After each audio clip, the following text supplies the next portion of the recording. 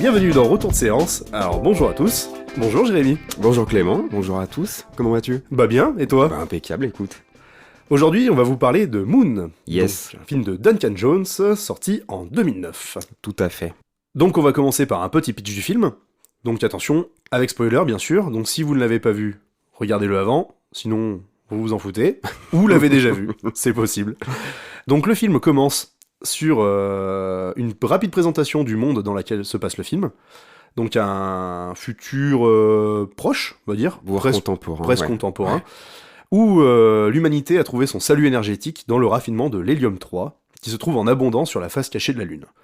D'où la présence de du protagoniste du film, donc Sam Bell, un technicien qui se trouve sur cette base, sur la face cachée de la Lune, qui gère les moissonneuses d'hélium-3. Voilà. Et qui bosse pour une entreprise, c'est Lunar Tech. Lunar Si- Tech. je sais Ouais. pas.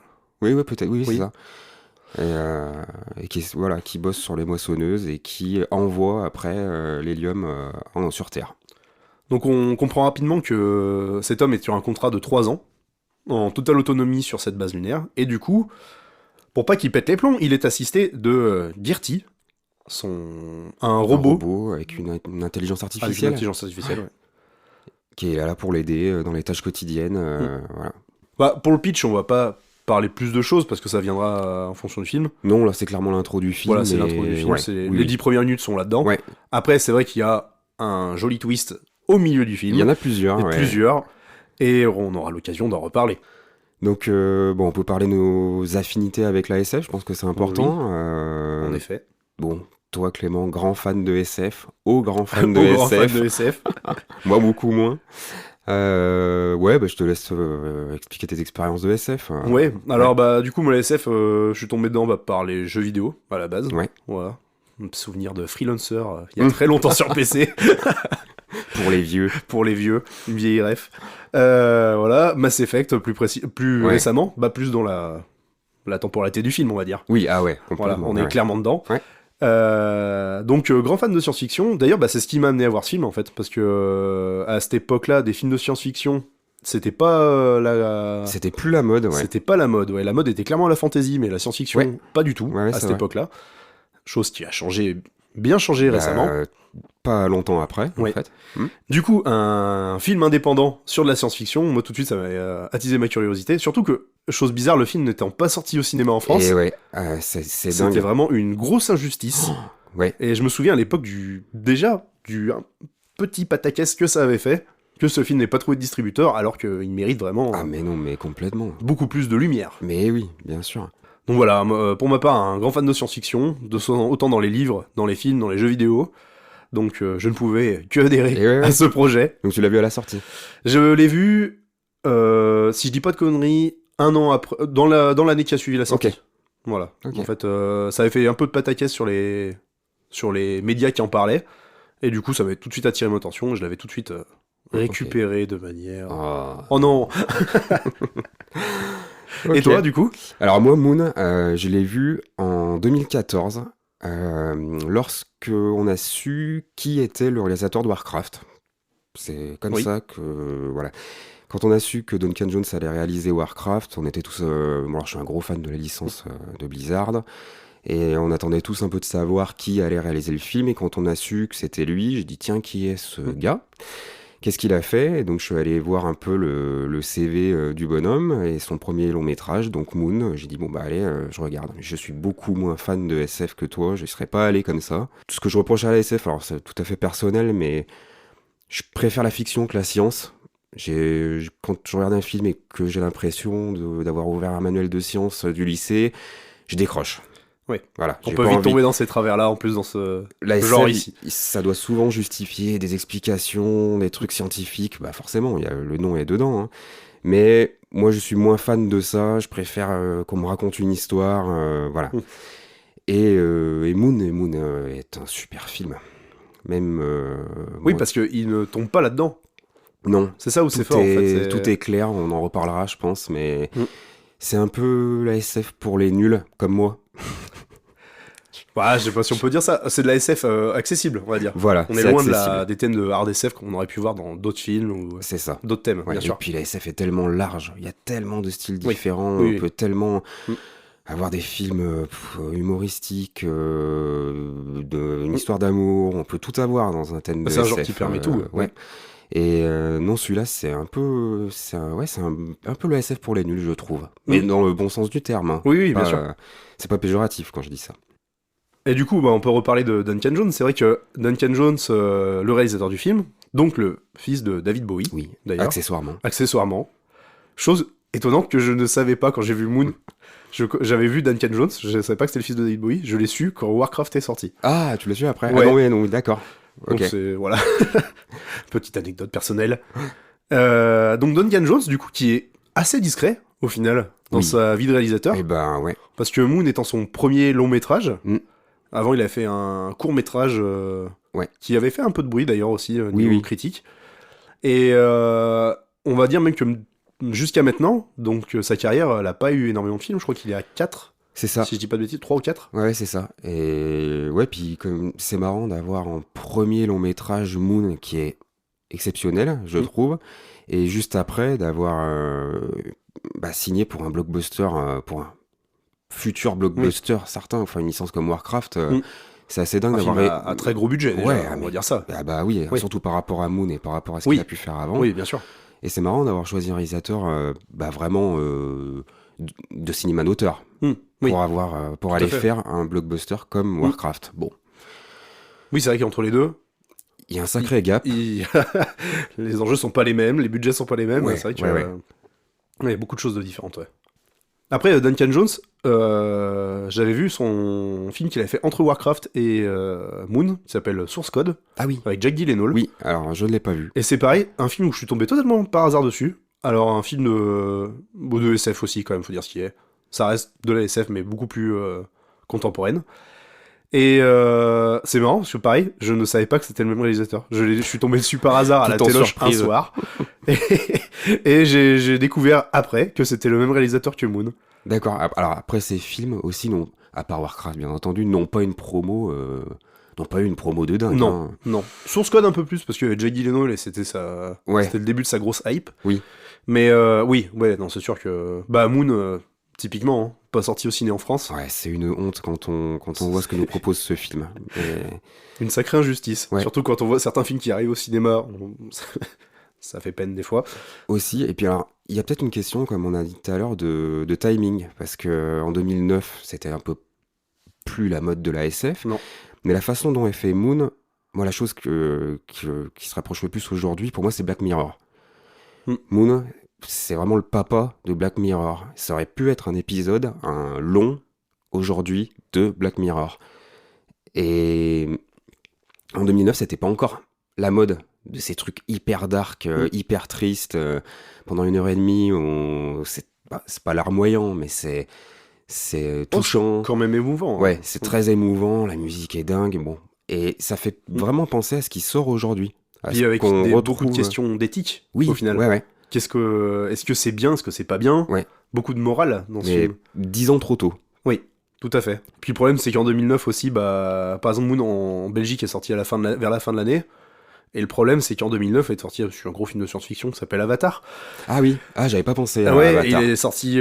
Avatar est sorti en décembre. Je crois qu'en Belgique, il est sorti aussi en décembre.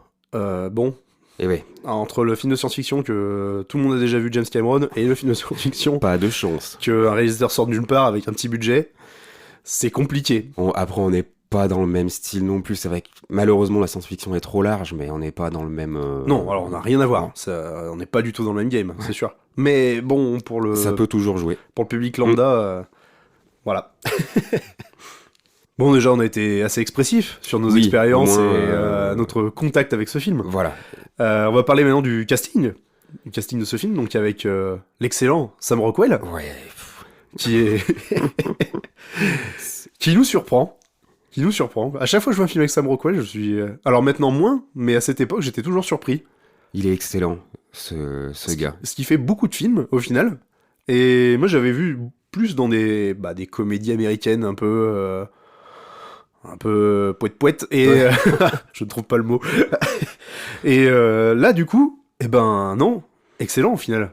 Ouais, là, Excellent. c'est ce gars-là qu'il fallait. Et encore une fois, en regardant le film, j'essaie toujours de m'imaginer si c'était quelqu'un d'autre. qui ça pourrait être, parce que là, on est sur un huis clos avec un seul acteur. Tout à fait. On apprend par la suite que ce sont des clones, donc on a affaire à un seul acteur qui joue plusieurs personnes, donc on a affaire à un seul acteur. C'est hyper difficile. Ah bah, l'exercice est compliqué. Ouais. Donc il faut pas se louper sur l'acteur en question, parce qu'on voit que lui pendant 1h30. Bah oui. Et... D'autant plus que dans la première partie, il est tout seul, donc à la limite c'est un huis clos classique. Oui. Mais dans la deuxième partie, ils sont deux. Voilà. Et qui te donne la réplique à lui-même, donc à filmer, ça lui être Et ouais, super. beaucoup plus compliqué. Et c'est le gars qu'il fallait. Sam Rockwell, parfait. Et puis il a c'est bien, c'est qu'il a vraiment ce côté, dans ce film, je trouve, ce côté un peu redneck, un peu... au début, en tout cas. Ah, moi je dirais dirais ça. pas... Pas redneck, c'est peut-être pas le terme du tout, mais un peu... on voit un peu ce côté... Un peu underground. Un peu underground, un peu... l'agriculteur un peu en milieu isolé. Oui. Je trouve qu'il a ce côté-là, en fait. Après, je trouve que ça aide à se mettre dans le personnage aussi. Oui. Il y a... Là, clairement, Duncan Jones joue avec le spectateur pour qu'on se mette à la place de l'acteur principal tout le long du film. Tout à fait. Il y a vraiment une projection. Mm. On sent le besoin de Duncan Jones de nous faire ressentir la souffrance et les envies et tout ce qui passe par Sam Bell. Tout à fait, ouais. Et puis ça se ressent beaucoup sur les... dans le film, on apprend que les communications directes sont coupées avec la Terre, Dès et le qu'ils ne départ, peuvent se passer qu'ils peuvent ne communiquer qu'à par message interposé. Et du coup, on sent tout de suite la tension qu'il peut y avoir avec ce personnage. Ouais. On Oui. sent tout de suite que son couple, en fait, bat de l'aile, Mm. qu'il a une fille qu'il voit pas, du coup, qu'il est en mission depuis déjà au moins 2 ans et demi. Mm. Et on sent vraiment ces enjeux-là dans le personnage, au tout début. Et c'est ça qui est vraiment très émouvant dans la... On va dire, même tout le long du film, au final. C'est parce que, du coup, on apprend vite que en fait, Sam Rockwell est un clone. Oui. En fait, est un clone qui est remplaçable tous les 3 ans sur cette station. On l'apprend très très vite dans On le l'apprend film. très rapidement. Mm. Et ce qui est touchant, d'ailleurs, c'est que il y a vraiment ce déni de la personne. Qu'en fait, pendant tout ce temps, il s'est accroché à ses souvenirs, qui en fait, ils sont totalement faux, sont artificiels et implantés en lui, Ouais. qui sont entretenus par ces messages interposés. Et tout le long du film, en fait, on le voit batailler avec ses souvenirs et la réalité qui s'impose à lui. Et je trouve ça, c'est vraiment très émouvant, Oui. au final. Et puis c'est très bien fait dans l'ordre dans lequel on apprend. Oui. Je te propose qu'on en reparle un tout petit peu plus tard. On va rester sur le cast. Ouais, ça marche. Donc Sam Rockwell, 99% du film. Kevin Spacey à la voix Oui. pour le robot. Étonnant, d'ailleurs. Mais complètement étonnant. Et puis non reconnaissable parce que la voix est trafiquée. La c'est voix est une voix de trafiquée, robot. ouais. Bon, là j'ai envie de dire que ça aurait pu être Ça aurait pu être n'importe qui, mais ça sans apporte être méchant. Mais ça apporte un côté, je trouve, fun au truc. Oui. Ouais, De se dire que c'est quand même un film... c'est un film indépendant, Ouais. on va pas dire autre chose, Ah non, là clairement. avec un petit budget, Mm. et d'avoir une grosse tête d'affiche, surtout que à cette époque, Kevin Spacey était encore dans les bonnes grâces du cinéma, Tout à fait. que maintenant ça a changé. Beaucoup moins. Mais de le voir là-dedans, alors oui, certes, il a un rôle très secondaire, il a quelques lignes de dialogue, mais c'est quand même un côté fun, je trouve. Oui, d'avoir quelqu'un de connu sur juste une voix, c'est toujours sympa. C'est comme un doublage dans Voilà. un dessin animé sur Oui. une personne connue, ça marche. Ça marche. Et du coup, pour le cast, c'est à peu près tout. Oui. Après, on a- bon, il y a des personnages comme sa femme, sa fille, oui, qui sont vraiment... qui sont là, voilà, certes, et qui on sont peut des actrices connues aussi. sont des actrices qu'on a connues, dans d'autres choses, mais c'est assez anecdotique dans ce film. Voilà, c'est pas eux les personnages principaux au Voilà. final, clairement pas. Les deux personnages principaux sont vraiment Sam et le robot. Alors pour reparler un petit peu de l'ambiance et du scénario du film, au-delà du film de SF, moi je trouve que c'est vraiment plus un drame qu'un film de SF. La SF est un peu un prétexte, alors je pense qu'il est hyper fan, ça se voit dans la photo, dans la façon dont c'est amené, c'est un énorme fan de science-fiction, il l'a Oui. toujours dit, il s'est inspiré de 2001 l'Odyssée de l'espace, c'est son Puis film il y a préféré. Énormément de clins d'œil. Il y au a final. énormément de clins d'œil à Mm. ce film-là. Mais, pour moi, encore une fois, qui suis pas hyper fan de SF, le film se serait passé dans un autre contexte, dans un passé, Mm. il y serait arrivé quand même. Oui, Je pense que l'exercice était vraiment de nous proposer un drame triste. mais l'enjeu du film est pas de la science-fiction, Non. en fait, c'est ça. C'est peut-être pour ça que ça marche avec moi aussi. C'est pour ça aussi, c'est que... Alors après, il y a d'autres œuvres de science-fiction qui sont dans ce registre-là, mais la science-fiction, c'est vraiment juste le cadre. Voilà. C'est pas l'histoire. Ouais. Voilà, on n'a Ouais. pas... comme on aurait pu voir dans d'autres films, par exemple pour citer Interstellar, qui est sorti après. Ah, complètement. Là, on est clairement dans une histoire de science-fiction. Il y a un drame, mais c'est une histoire de science-fiction. Oui, ouais. Il se passe de la science-fiction. Avec les codes de la science-fiction. L'enjeu et le dénouement de l'histoire, c'est de la science-fiction. Donc oui, c'est sûr qu'on est clairement là-dedans. Là, on n'est pas dans un film comme ça, non. On est dans un film qui aurait pu se passer dans un autre contexte, tout à fait. On aurait vu quelqu'un dans une mine. Oui. Ça aurait été pareil. Voilà, pareil. Quelqu'un d'isolé sur une île. Ouais. Ça aurait été pareil. Voilà. Il a vraiment réussi à nous faire ressentir le mal-être de cette personne, et comme tu dis, ça aurait pu être dans un autre contexte, ça marchait aussi. Alors, du coup, il y a une chose qui m'impressionne dans ce film, c'est qu'on est sur un film déjà avec un budget très réduit. On a un film qui est à 5 millions de dollars. Pour comparaison, Avatar, qui est sorti la même année, c'était 237. Sans aucune comparaison. Sans aucune comparaison, mais oui, mais bon. Faut se rendre compte que 5 millions dans ce milieu-là, c'est pas. Alors, Avatar, on est est clairement sur la fourchette haute, mais là, on est plus sur la fourchette basse, on est carrément en dessous. Donc, on est sur un film de science-fiction qui se passe sur la Lune, avec un si petit budget, on pourrait vraiment avoir très peur que ça fasse très cheap, comme on a pu le voir sur notamment des séries de certaines plateformes. Voilà, où clairement le manque de budget se fait ressentir. Et bah là, je trouve personnellement que pas du tout. Ouais, pas du tout, je suis complètement d'accord. Pas du tout. Les seules images qu'on a, du coup, de sorties extravéhiculaires, si on peut dire ça comme ça, de sorties dans l'espace, elles sont bien. Alors, c'est bien foutu. Je pense que c'est dû au fait qu'il n'y ait pas beaucoup de CGI et qu'on voit que c'est des maquettes. On voit que c'est fait avec le budget qu'il a eu. C'est ça. Du coup, ça vieillira bien. C'est déjà le cas. Le film a quand même plus de 10 ans. Bon, ça se regarde encore. Alors, ça donne un style. On va pas dire que c'est bien fait. On va pas dire que il y a quand même un petit côté de cheap. Oui, c'est sûr. Dès qu'on est en extérieur, il y a un côté cheap. En intérieur, pas du tout, par contre. Oui. En intérieur, c'est propre. Mais en intérieur, on voit que la volonté, c'était que ça soit tout réel. Il y a pas d'incruste, il y a pas de. C'est du vrai décor. Oui. Il y a une base qui a été créée et ils ont tourné dedans. Tout à fait. Et c'est la magie du truc. C'est ça qui est et fort. Et le peu de scènes qu'il y a en extérieur, on est tellement porté de toute façon par l'ambiance, ça va bien vieillir. Ça a déjà bien vieilli. C'est sûr que, enfin, quand je regarde certaines séries qui sont actuelles, je vois des trucs qui sont plus dégueulasses que ça, quoi. Ouais. Alors que le film a déjà une certaine nombre d'années. Alors, peut-être parce qu'il y a plus d'ambition aussi dans les séries actuelles où on veut nous montrer des vaisseaux, des planètes, des trucs. Là, c'est pas le cas. Mais c'est ça, je trouve, qui est intéressant dans ces films à petit budget, dans ces trucs-là. C'est que vu qu'on n'a pas le budget, on trouve des astuces. Ouais, la restriction fait que... Et c'est ça qui est bien. Pour citer, par exemple, Alien, le premier. Oui. J'ai pas un film avec un budget énorme. Quand on regarde l'Alien, on le voit pas. Et c'est ça la magie du truc. C'est que... On n'a pas le budget pour faire un truc vraiment extrême, et c'est très compliqué à faire, et ça coûte de l'argent, et on va pas le montrer. Et ça vieillit. Et c'est suggéré, et ça va super bien. Et Là, les vaisseaux, on les voit presque pas. Non. On voit quoi? Des moissonneuses, un véhicule, mais c'est tout. Voilà. Quand on voit Sam Rockwell rentrer dans sa navette, on voit pas ouvrir une porte, on voit pas... Non, on voit juste descendre par une petite trappe, qui doit être une trappe qu'ils ont créée sur un truc d'1 mètre carré. On le voit en train de conduire, dans un truc d'1 mètre carré aussi, mais c'est tout. Il y a pas d'esbrouf, il y a pas de truc, on n'explique pas tout, et c'est pas grave, ça marche. La magie, elle est quand même là. C'est la magie du cinéma d'auteur, là. C'est ça, tout à fait. On peut pas vous le montrer, on le montrera pas, et ça sera suggéré, ça ira très bien. Ça, c'est fort. Tout à fait. Mais oui, c'est vrai qu'en photo, c'est très graphique. Dès le début, l'écriture du générique, je sais pas si t'as fait gaffe... qui est en diagonale, qui reprend les lignes de la pièce où on est. En fait, il n'y a rien de droit au début quand on présente les premiers acteurs, le cast, tout le générique de début. Les écritures suivent toujours une ligne d'un mur ou de quelque chose. Ah, j'ai pas fait attention. C'est hyper graphique, ça fait très jeu vidéo. En fait. Ouais.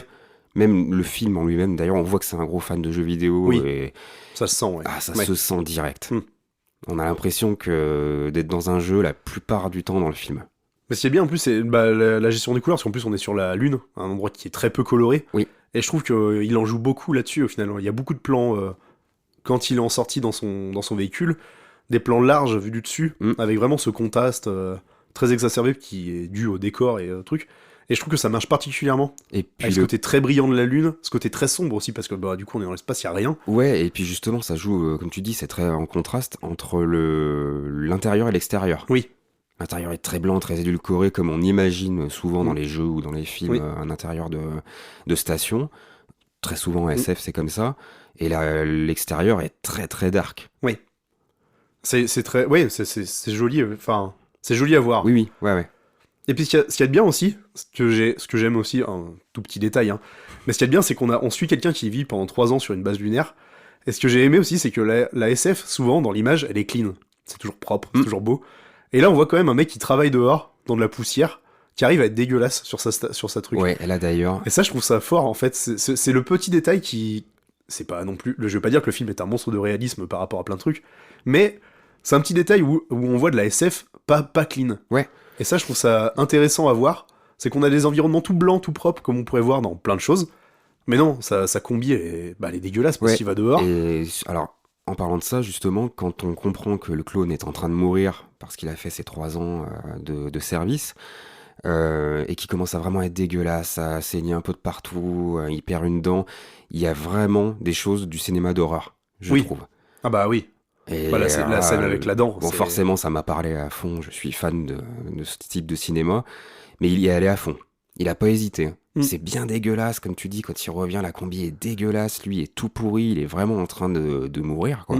C'est ça. Et là, il a pas hésité à aller dans le... Et encore à jouer sur ce contraste. On connaît la base clean, on s'y habitue pendant le film. Quand le clone commence à mourir, il s'est vraiment servi des codes du cinéma d'horreur pour nous le faire ressentir. Ouais, qui a un côté très body horror au final, Ouais. avec du sang, Oui. le coup de la dent dans les toilettes, Ouais, à ouais. partir où il a vomi. Ouais, c'est vrai que c'est très... ça devient trash, en fait. Même. Ouais, on s'attend pas à voir ça dans le film. Non. Ça coûte vraiment un côté... C'est vrai qu'on pourrait s'attendre à voir un alien débarquer. Ouais. Oui. Non, on change de film. Oui. C'est vrai qu'on n'est plus sur le drame du huis clos, on est beaucoup plus sur un côté angoissant. Mais ça pourrait être foiré, hein, un changement de style comme ça. Et C'est ça l'est risqué. pas. C'est risqué, mais non, ça le fait, hein. Et ça paye, ça paye. Oui. Bah, pour revenir sur la comparaison avec les jeux vidéo, ça fait très Portal aussi, hein, pour ceux qui connaissent. Oui.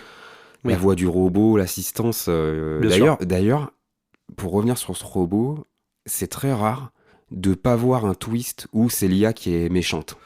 Ouais. Et que c'est l'IA finalement la grande méchante. On est tellement habitué à ça. Et ça apporte beaucoup de fraîcheur, je trouve. Ah ouais. Ah oui. Et puis on ressent presque l'amitié entre lui et le robot. C'est ça même, hein. Parce que malheureusement, dès le début, je trouve, au premier visionnage du moins, on voit un peu venir le côté IA méchante. Ah bah non, mais Moi, je m'y attendais. à moi clairement. aussi.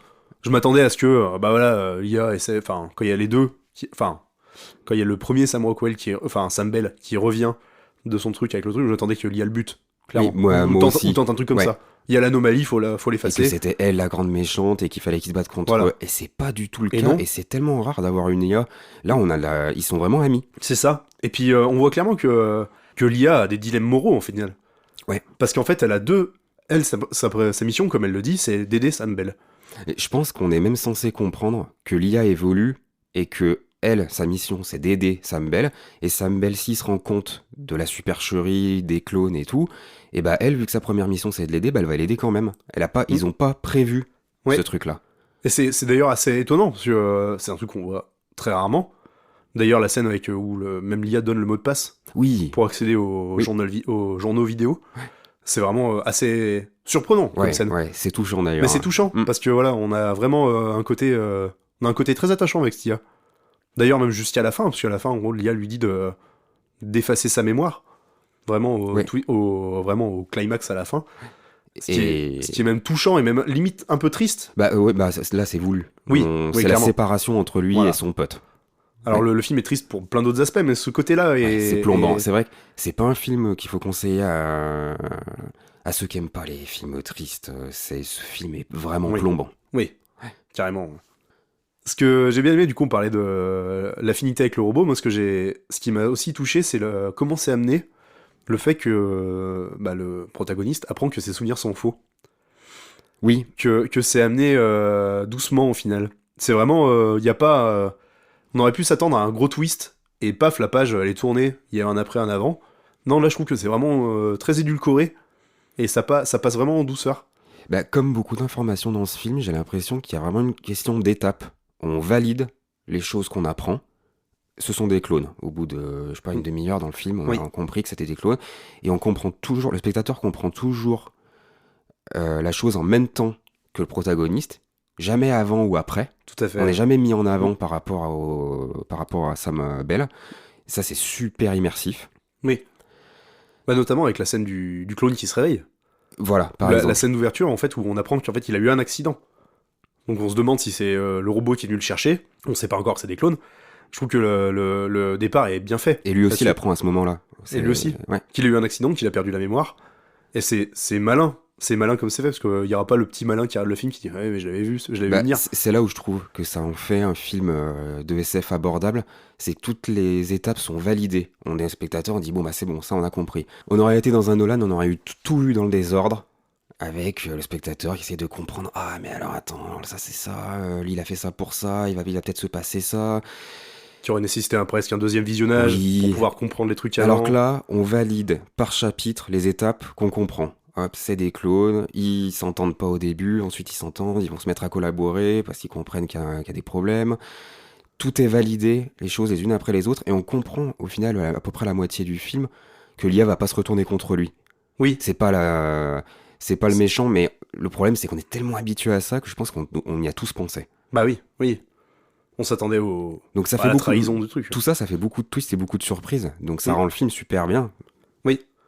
Et c'est vraiment dû aussi au fait qu'on soit vraiment à la place de Sam Bell au final. Oui, on est vraiment dans sa tête, quoi. Ouais. D'ailleurs, ça se ressent vachement avec la scène, par exemple, des communications. Quand on comprend que sa femme, en fait, que l'ancien clone a des souvenirs plus anciens que le nouveau clone. Oui, ouais. Et c'est tout ça, c'est vraiment touchant. D'ailleurs, avec une scène aussi où ils arrivent à rétablir les communications avec la Terre, où il appelle d'ailleurs sa femme. Ouais. Et cette scène, elle est très touchante parce que c'est une des pires du film. Ouais. Enfin, une des mieux. Bah je sais oui, pas parce qu'en fait, dans quel sens le dire. Mais... Parce que tous ces trucs, qu'en gros, ses souvenirs sont implantés, que c'est truqué au final. Il le sait, mais c'est pas accepté. Ouais. C'est ça qui est fort. Enfin, c'est ça qui est fort. Je trouve que ça aurait pu être ridicule, cet aspect-là. De dire, non, il est dans le déni, il voit pas. On aurait pu, le spectateur aurait pu se détacher de ça, et de regarder, du coup, Sam Bell, en disant, bah oui, il est totalement dans le déni, le pauvre. Ouais, c'est vrai. Et là, je trouve que ce qui est le tour de force de ces scènes-là, c'est qu'à aucun moment, moi, j'ai senti ce détachement. Je me suis dit, en fait, non, mais le pauvre, Enfin, on est avec lui. Oui, là, quand il passe ce coup de fil et qu'il comprend que sa femme est morte, que sa fille, en fait, maintenant, elle a pas 3 ans comme il le pensait, elle en a 15. C'est encore un choc comme le premier qu'il a. Et je trouve qu'en tant que spectateur, on le ressent aussi. Oui. Et c'est assez fort. C'est le but de l'opération. Oui, clairement. Le film est dans la compassion. Mais on aurait pu avoir un détachement complet en disant, bah oui, le pauvre, il le sait pas encore, mais oui. Et je trouve que... Encore une fois, c'est grâce au fait qu'on apprenne les informations en même temps que Sam Bell. Tout à fait. C'est pour ça que ça marche comme ça. C'est vrai que les deux scènes vraiment touchantes, il y a celle où il apprend la mort de sa femme et que sa fille a 15 ans. Et aussi, je trouve la fin, donc quand les deux clones sont dans le rover et qu'il emmène le corps du premier clone. Le sacrifice. Bon, bah là, la scène où il se raconte des souvenirs, c'est absolument dingue parce qu'il a eu personne pour les raconter, à part son IA qui l'assiste. Et finalement, il s'est fait de lui-même un pote. C'est vraiment de la remise en question de soi. Et le fait qu'ils se racontent leurs souvenirs, alors que ils ont les mêmes forcément, puisque ce sont des clones, c'est très très émouvant ce passage. Oui. On sent vraiment aussi le poids de la solitude, je trouve, dans cette interaction. C'est le thème principal du film. Oui, tout à fait. Ouais. Et d'ailleurs, pour en revenir sur l'image et le traitement qui est fait avec Sam Rockwell, je trouve que ce qui est vraiment impressionnant, des films avec un acteur qui joue 2 rôles, on en a vu pas mal, ça existe, ça a toujours existé cette pirouette. Là par contre je trouve qu'il y a quand même des scènes qui sont vraiment impressionnantes de par leur technicité. Ah oui. Je repense à la scène du ping-pong par exemple, où ils se font un match tous les deux, et je la trouve vraiment impressionnante cette scène. Parce que des scènes où un acteur est un champ contre champ, où on sait qu'il y a une doublure, ou alors qu'on a coupé l'image en deux, c'est pas très grave. Là, d'avoir autant d'interactions entre les deux, j'ai trouvé ça vraiment malin. Quand ils se tapent dessus, au début, ça c'est impressionnant aussi. Oui. Ouais. C'est très très bien fait. Et je pense que d'ailleurs, pour Sam Rockwell, l'exercice, ça lui a été un peu compliqué de jouer. Bon, il a dû jouer face à quelqu'un pour lui donner la réplique, c'est sûr, mais je trouve que dans le jeu d'acteur, on est quand même vraiment sur une belle performance. Ah ouais, non, là c'est clair. Il y a autre chose pour revenir aussi au robot, c'est les smileys. Oui. On n'en a pas parlé, je sais pas ce que tu en as pensé. En fait, je me suis posé la question après le visionnage de si on les avait pas eu, est-ce qu'on aurait tout compris dans les tons du robot? Je suis pas sûr. Non, parce que le robot a une voix très monotone. Ouais, et le visuel des smileys, c'est dingue, comme ça fait passer énormément d'émotions. Je trouve que c'est une sacrée pirouette. Une sacrée idée. Ouais, Ça. une sacrée idée. Et puis c'est pareil, enfin on aurait pu, dans le personnage du robot, on aurait pu faire un robot qui était un peu plus expressif. Pas forcément un humanoïde, mais par exemple tu disais le lien avec Portal. Dans Portal, le robot, en fait, il a des expressions. Ouais. Pas humaines, mais il a des expressions. Dans il y a la des voix. gestes, il y a dans la voix, il y a plein de choses dans qui donnent un côté, comment dire, humain, on va dire. Oui. Avec Alors, des réactions, on voit le robot. Et là avec Gertie, il n'y aurait pas cet écran, à part ce diaphragme qu'on voit sur sa caméra qui bouge, et qui au final bouge de manière un peu aléatoire. Ouais. C'est pas vraiment un outil de communication. Cet écran, je trouve, c'est une sacrée pirouette. Ah, Je trouve ça bien. ouais, le smiley, c'est une très très bonne On idée. aurait pu faire un robot qui aurait coûté pareil, beaucoup d'argent. Et là, par manque de budget, on a fait ça, et c'est une bonne idée. Bah, ça marche à fond. C'est ça qui est fort dans ces films indépendants-là, quand ils réussissent, parce que des fois, Et bon, oui. il y a des plantages. Oui. Mais ils regorgent de beaucoup d'idées. Et là, l'idée du robot qui a des smileys, je trouve ça vraiment, oui, c'est... On arrive à comprendre le sens du robot. Ouais. Même quand il ne parle pas. Mm. Juste le fait d'avoir les émotions, c'est une très très très très bonne idée. Donc on peut parler maintenant de la musique du film. Et là, par où Je te laisse- commencer? Je te laisse commencer. Clint Mansell. Alors, Duncan Jones avait utilisé des anciennes musiques de Clint Mansell. Il est fan de Requiem for a Dream et des autres productions où Clint Mansell a écrit la musique. Et quand il a fait les premiers montages de Moon, il avait déjà utilisé des musiques de Clint Mansell et il pensait pas encore que ça allait être son compositeur pour ce film-là. Et là, bon, bah, c'est la claque, hein. Je pense aujourd'hui que la musique de Moon est beaucoup plus connue que le film. Oui. Elle a été utilisée dans plein de reportages, dans plein de choses. Elle est vachement connue aujourd'hui, hein. Et plus que le film. Puis ce qui est fort, c'est que c'est des thèmes. Quand j'ai vu le film, j'ai pas trouvé de thème, on va dire, musical très grandiloquent. Hein. Une musique qui prend le pas sur plein de choses.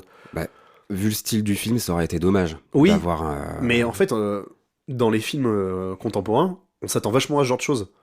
Un ouais, climax avec une musique à fond les ballons, oui, ça coupe tous les bruitages, il y a que la musique à fond. C'est quelque chose maintenant qu'on voit souvent. Et là, il y a pas ce moment-là. Et c'est ça qui est bien aussi, ça sert vraiment le propos du film. C'est que la musique est très très planante, la très musique est- minimaliste. Et il y a une patte. Après, Clint Mansell est un compositeur exceptionnel. Je me demande si c'est pas la plus belle musique qu'il ait faite actuellement. En tout cas, de ce que je connais de ce compositeur. Donc Mais c'est- la musique joue énormément sur ce film. Oui. Comme on l'a dit, il n'y a pas beaucoup de budget. C'est un huis clos, donc on n'est pas sur des explosions de planètes toutes les 15 minutes. Et ce qui est bien aussi. Oui, de temps en temps, ça fait du bien. Ça repose un petit peu.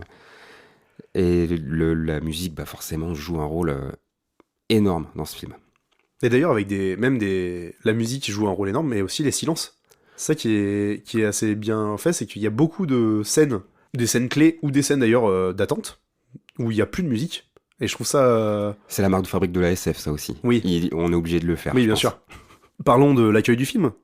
Yes. Malgré qu'il ne soit pas sorti en France, le film a eu un accueil très chaleureux. Oui, D'ailleurs. dans les festivals de cinéma indépendant. Et Oui. Même il a eu un petit prix sur les British. Alors, le nom des prix. Ouais, je ne me rappelle plus, mais Ouais. c'est Il y en a beaucoup, des prix. Oui, c'est vrai qu'il en existe tellement. Et Mais non, moi, j'avais compté au total, entre les récompenses et les titres qu'ils ont donnés au film dans les trucs, on était à 11. Ouais, bah, Ce qui est ouais. déjà une très très bonne note. Et mérité. Mérité d'ailleurs. Et puis même sur les sites de critiques, le film est toujours en haut des Oui. résultats. Ouais. Et c'est là où l'injustice est vraiment... Ils sont jamais Énorme. sortis au cinéma, c'est quand même incroyable. c'est vraiment triste de ne Mais- pas sortir un film comme ça au Cinoche. Le film a très très bonne presse. Il a très bonne presse, et puis pour un film indépendant avec un si petit budget, je pense qu'il a été largement rentable. Oui. Ouais, et tant mieux. Tant mieux. Mm. Un truc que je voulais aborder aussi avec toi, c'est l'évolution de Duncan Jones au travers de ses films. En fait, je trouve que Moon, en tant que premier film, il est spectaculaire. Ouais. On n'attend pas à ça, on en prend plein la gueule, et je trouve ça vraiment magique. Après, j'ai vu, du coup, ces deux films qui ont suivi, Source Code et Warcraft. Alors, Source Code est un film, c'est bien, c'est sympathique.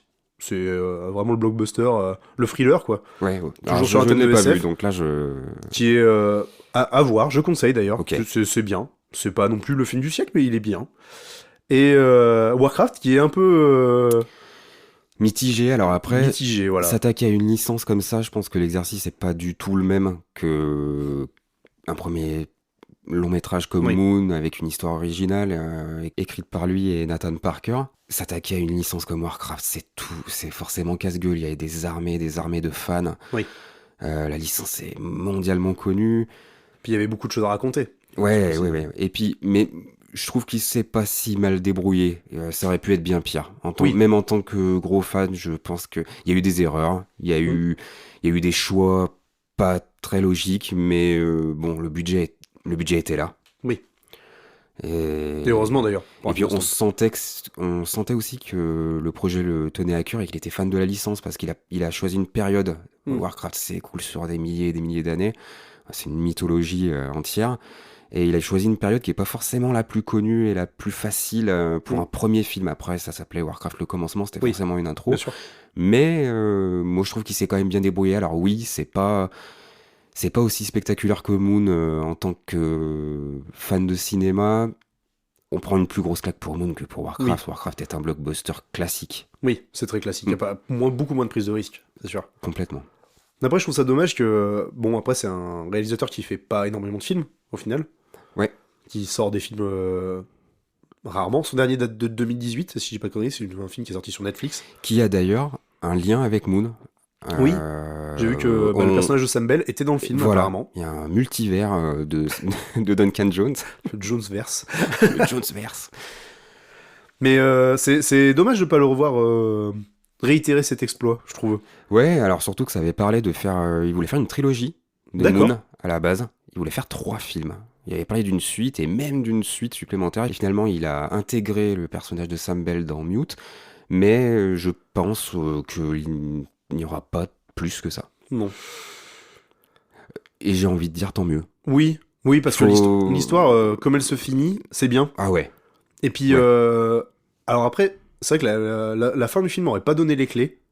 Je pense que ça aurait été pas mal aussi. C'est à la fin, on a quand même un petit audio qui Moi, explique qui donne bah, la suite du film en final. À la suite. Qui donne qu'est-ce qui va se passer après le récit. On entend. Ouais, alors moi je vois plutôt ça comme la fin vraiment du film, pas comme la suite. Je trouve que c'est vraiment un point de conclusion. Oui, mais en fait, là, ce que je voulais dire, c'est que je trouve ça très bien qu'il n'y ait pas plus, déjà. Parce que on aurait pu revoir le personnage arriver sur Terre, on aurait pu revoir son accueil, on aurait pu voir ce genre de choses. C'est des choses qui donnaient vraiment toutes les clés de la fin du film pour faire une sorte de petit happy end. Non, Là, on donne un petit peu d'infos. Et je pense que même on n'aurait pas donné ces infos, ça aurait été bien aussi. Ah, moi je serais resté sur ma fin. On serait resté sur notre fin, bien Ouais. sûr. Je suis resté sur ma fin parce que, comme j'ai dit tout à l'heure, le film est par étapes, on les valide. Et cette fin, c'est vraiment le point de conclusion et je trouve bien qu'on le sache. Ouais. Ouais, moi je préfère cette version-là, tu vois. D'accord. Mais j'aime pas réfléchir, hein, pour ça que j'aime pas la SF. Non, bah en conclusion, je pense qu'on a fait le tour. On a été tous les deux très, très fans du film. Aussi bien toi qui es fan de SF et moi un peu moins, donc c'est quand même une bonne chose. Oui. C'est un bel exemple. C'est un bel exercice de réaliser cette communion, de Oui. plaire à des gens qui n'aiment pas la science-fiction. Ouais. Ça a même plu à des gens qui aimaient du cinéma d'auteur, ça a plu à des gens qui aimaient de la science-fiction. C'est un bel exercice. Il tape un peu partout et ouais, ce qu'on peut souhaiter à Duncan Jones, c'est qu'il nous sorte d'autres choses. Mais je pense que c'est un gars, il est tellement fan de jeux vidéo, de films, il pourrait très bien nous faire un jeu vidéo aussi. Ça serait Il vraiment a bossé jouable. sur une cinématique d'un jeu, il a réalisé une cinématique d'un jeu. Et je pense qu'il est vraiment dans ce créneau-là. Hein. Mais ça sent qu'il est fan. Ouais. Ça sent la patte. Hein. Enfin, Et bah ouais, continue quoi. Il sort pas assez de choses, et maintenant, cet la homme-là. suite. Bah, je pense qu'on a bien fait le tour. Oui. Ouais. Ouais, de nos impressions, et ouais. Donc c'était Moon de Duncan Jones avec Sam Rockwell. Sam Rockwell, toujours. Il y a que Il n'y a lui. pas plus. Merci à vous de nous avoir écoutés. Merci beaucoup. N'hésitez pas à vous abonner à notre chaîne, à notre podcast et nous mettre plein de commentaires. Et à la prochaine. Merci. Bisous.